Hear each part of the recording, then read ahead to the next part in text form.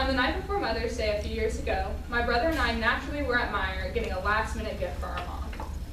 As I was leaving the store, I kind of assumed, which you shouldn't do, but I was young and I was dumb and whatever, that the greeter lady was a mother, so I told her Happy Mother's Day.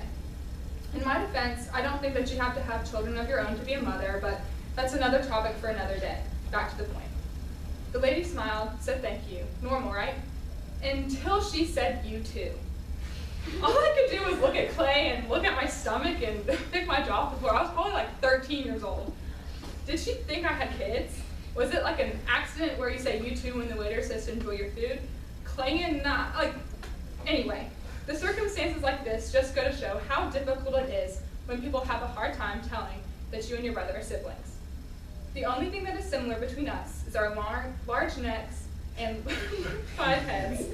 Although I can't change my appearance to look more like him on the outside, my brother is one of the most amazing people on the inside that I've ever met and aspired to be like.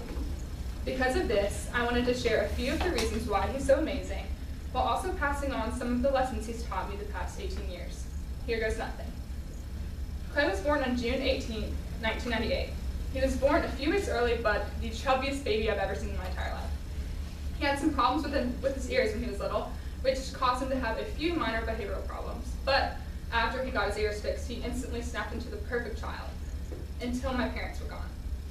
Before I was born, the doctors thought that I was a boy. I kind of feel bad that Clay went 9 months thinking he was going to have a little brother, but I'm pretty sure he enjoys being thrust into the world full of Ruffles, Barbies, and dress up. We fought and still sometimes fight like cats and dogs. He would sit on my chest until I couldn't breathe, and of course I would snitch on him the second I got away, just so he'd get in trouble. This cycle continued over and over and over and over and did not create a positive atmosphere between the two of us. Despite all of the scars and bruises and blood and tears, I still was his biggest fan and wanted him to be my best friend. Some of you, maybe Jed and other guys that played sports with him, know that he can pop both of his shoulder blades out to look like bat wings, so I would grab onto these fins and he'd swim me around the pool. I know this might seem weird, but those moments meant the most to me. As I got into junior high and high school, the dynamic between us changed. I would sit in the hallway when he was the shy ninth grader, follow with Johnny and Chase and the rest of his friends that he now lives with at college, and he would get embarrassed. When him and Sydney started dating when he was a sophomore-ish, I wanted to be cool and definitely embarrassed him even more. My sophomore year, when I kind of maybe tried to infiltrate his friend group a little bit, he was mad for a little while but eventually got over it. It became evident that all he wanted to do was protect me, not only physically but emotionally as well. I vividly remember sobbing in his car on the way to Young Life one day before a lot of the people that we know went, over something stupid, boys. He gave me some of the most important advice that all of us need to hear and I still need to learn. You are worthy.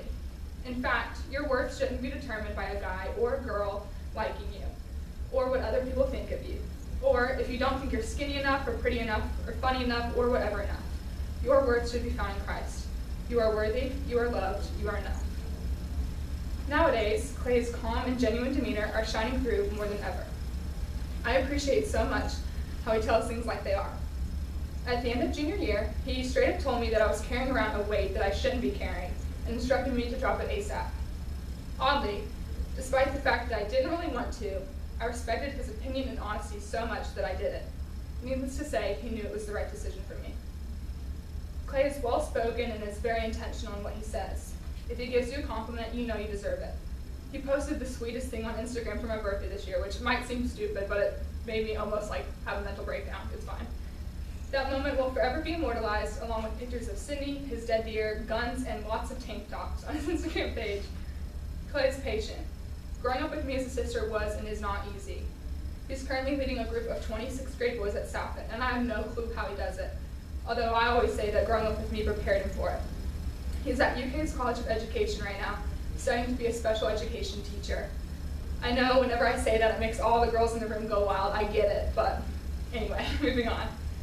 Clay's hilarious, Clay's sincere, dedicated, strong, determined, and overall amazing.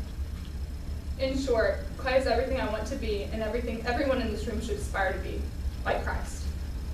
I don't think any words I could string together could do him or the impact he's had on my life justice.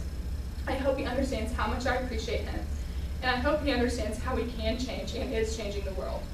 But unfortunately, he rarely responds to my texts and calls, let alone open the link I sent him, so I'll keep you guys posted. Thank you.